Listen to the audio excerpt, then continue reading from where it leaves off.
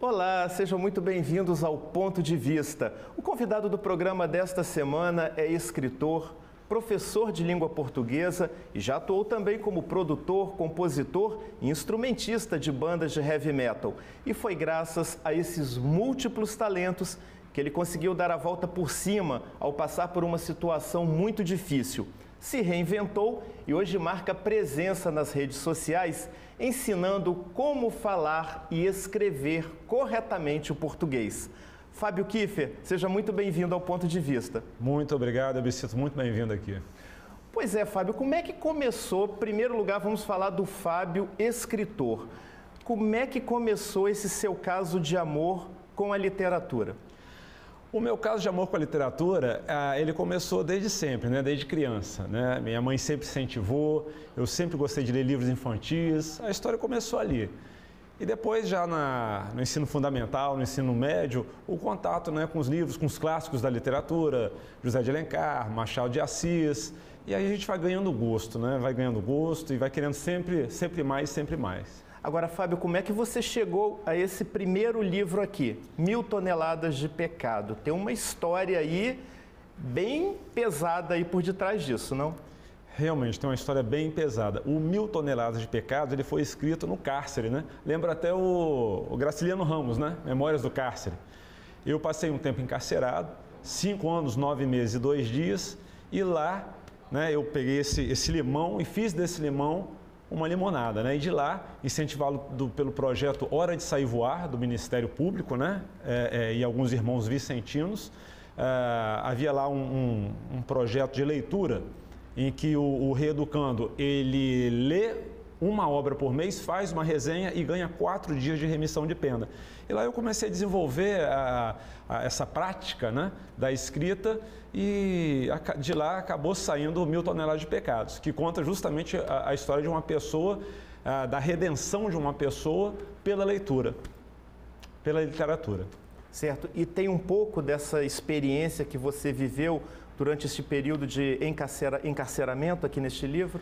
Tem um pouco sim, embora seja uma obra de ficção, mas a ficção ela se baseia em fatos do cotidiano, reais, né? Então, com o que eu aprendi lá, com o que eu passei, eu acabei usando aí na obra, né? No 1000 Toneladas de Pecados, né? Que trata da história de uma pessoa que fica 18 anos encarcerada, um semi-analfabeto, né? E com o contato com a literatura, com a leitura, ele começa a adquirir conhecimento e ele tem um renascer ali dentro.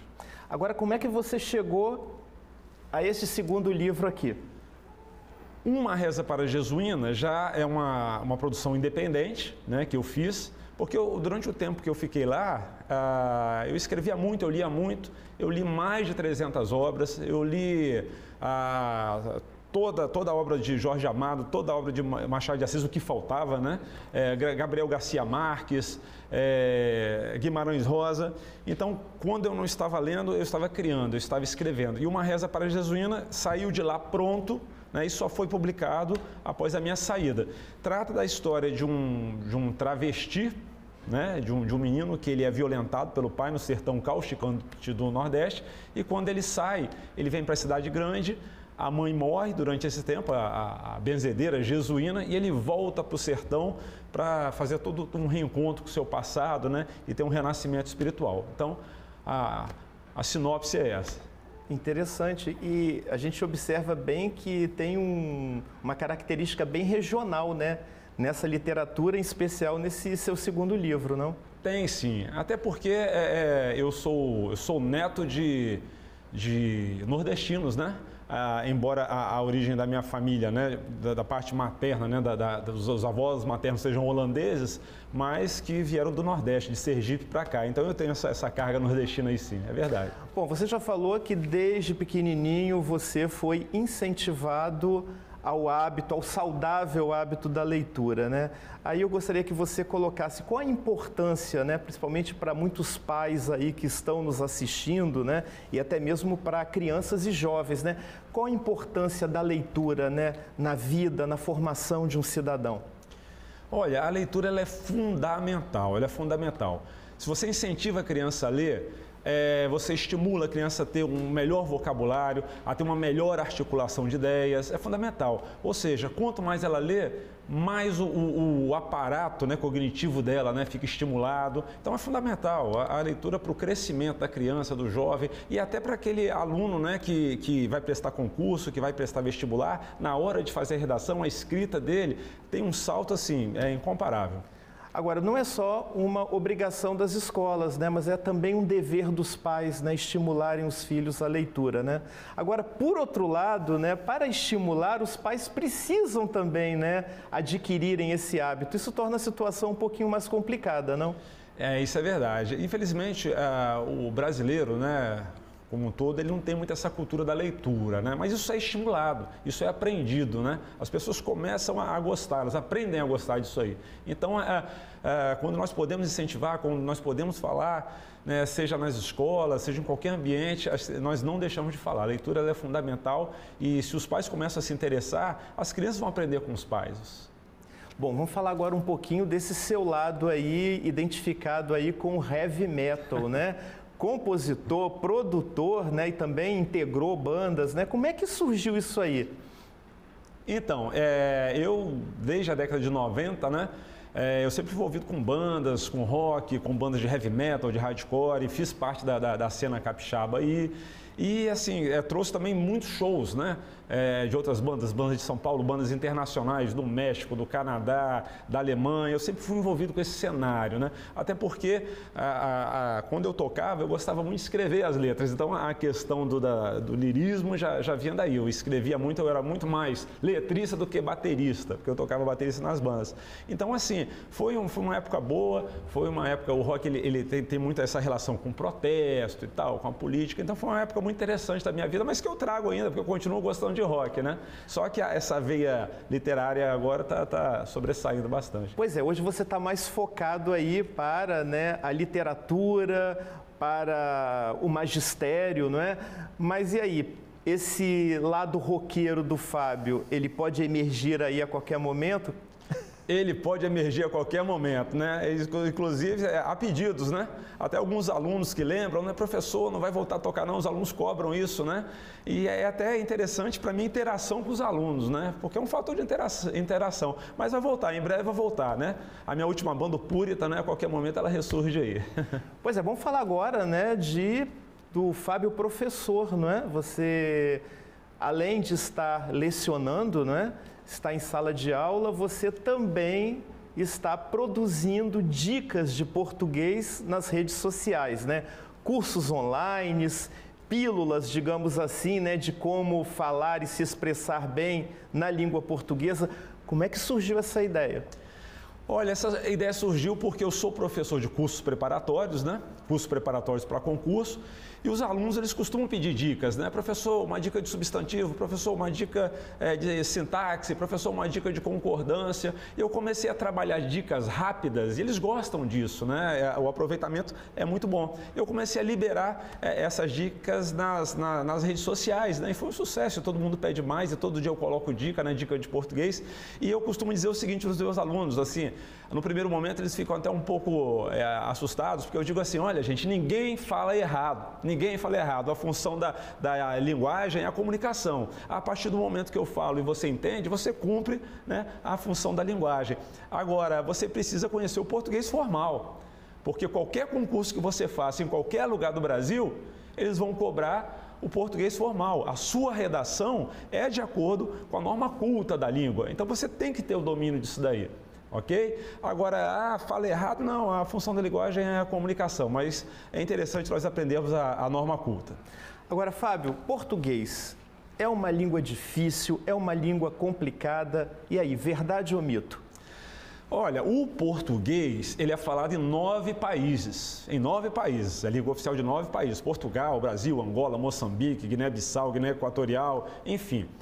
Toda língua que você aprende, ela tem as suas complexidades. O português tem as complexidades dele, ok? Mas você precisa praticar. E a prática vem por onde? Pela leitura, pelo estudo, pelo exercício. Então, tem que praticar. Qualquer língua tem as suas dificuldades e o português não é diferente. Ainda mais Porque o Brasil é um país de dimensões continentais. Imagine a quantidade de sotaques que nós temos, a diversidade linguística que nós temos. Tá? E o português, ele é uma língua linda, né? É uma língua maravilhosa. Como cantava Caetano, né? A última flor do Lácio, né? A última flor do Lácio. Nossa língua ela é maravilhosa. E você descobri-la é um prazer assim, inenarrável.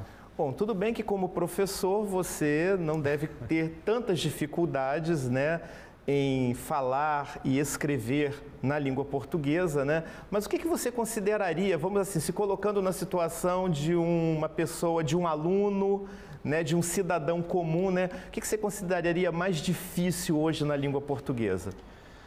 Olha, o português formal ele tem as suas particularidades, né?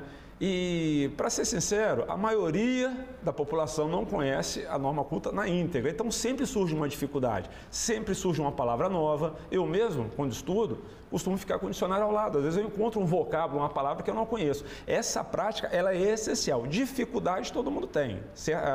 Em algum momento, nós encontramos uma dificuldade. É essa prática, esse contato, né? Se você se afasta da língua, ela também se afasta de você. Então, por isso, né? Repito, né? Fico até repetitivo, bato muito nessa tecla, leitura. Leia, porque você não cessa de aprender. Todo dia você aprende um pouco. Então, todo dia você pega um leitor diferente. Eu, por exemplo, ultimamente, eu tenho me interessado muito por autores africanos, moçambicanos, angolanos. A literatura africana é a mesma língua e às vezes também parece que não é a mesma língua, né? Mas ela é fantástica, ela é maravilhosa. Então, todo dia você acaba aprendendo alguma coisa. Bom, o meu bicho-papão em língua portuguesa, embora eu tenha sido sempre um bom aluno, né, sempre foi concordância e regência, né? Então, é um pouquinho complicado, merece sempre muita atenção essas duas questões aí da língua, não? Então, na verdade, é o bicho-papão de quase todo mundo, né? A concordância e a regência. Quando eu começo a falar sobre regência, né, sobre a transitividade dos verbos, o aluno fala assim, mas professor, como que eu não posso falar assim? Aí eu digo, você pode falar assim, a norma culta é que não admite, né? Então, os probleminhas da preposição, da regência ali, isso acontece para todo mundo. A prática é que vai fazer com que você não erre mais. Agora, Fábio, a gente realmente, né, isso aí é uma constatação, né? Nós, enquanto maioria da população, falamos e nos expressamos muito mal utilizando a língua portuguesa. Você acha que essa deficiência vem justamente da falta do hábito da leitura?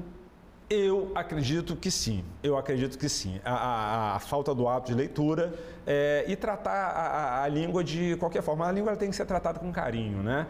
Na verdade, aquela quantidade de regras, aquilo tudo serve para quê? Para perturbar a vida de quem fala? Não, aquilo ali é para regular a língua, para que ela não se perca, porque a língua ela é viva, né? Ela é viva, ela vai ganhando novos contornos, novas palavras.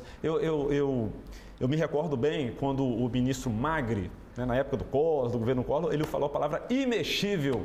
Ele usou a palavra imexível e foi uma brincadeira, né? Os grupos de humor, né? Os programas, né, humorísticos brincaram com isso. Isso é imexível porque aquela palavra não era registrada. Daí um tempo ela passou a ser registrada, ok? Então esperava-se dele que ele dissesse intocável, mas ele falou imexível. Ele criou uma palavra ali. E a língua é assim, ela é viva. A cada dia ela surge com uma novidade. E você, para não perder essas novidades, você tem que estar íntimo dela.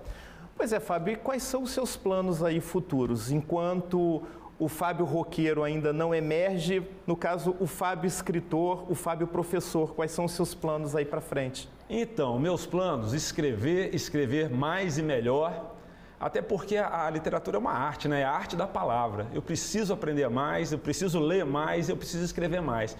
E ser professor é minha paixão, né? Eu amo ensinar, é maravilhoso ensinar, o contato com o aluno, a interação, isso aí não tem preço. Então, esses são meus planos, eu quero escrever mais, atingir mais gente, né? Uma mensagem positiva e ensinar mais. E a gente pode aguardar produção literária nova aí nos próximos meses? Pode aguardar sim, né? Eu estou agora com uma série de contos, né? Fazendo uma série de contos que são, né, narrativas mais curtas, né? Por enquanto eu tenho 2 romances lançados, que são esses 2, e agora eu estou começando a produzir contos, eu estou criando uma paixão pelos contos também, então pode esperar que está vindo coisa aí. Fábio, obrigado pela entrevista, muito sucesso para você. E eu que agradeço, muito obrigado pela oportunidade. Poxa, é muito bom poder falar da minha língua aqui, falar da minha arte, isso aí não tem preço. Muito obrigado. Eu agradeço também a sua audiência, a sua companhia. Lembrando que na semana que vem estaremos de volta em mais um Ponto de Vista. Até lá!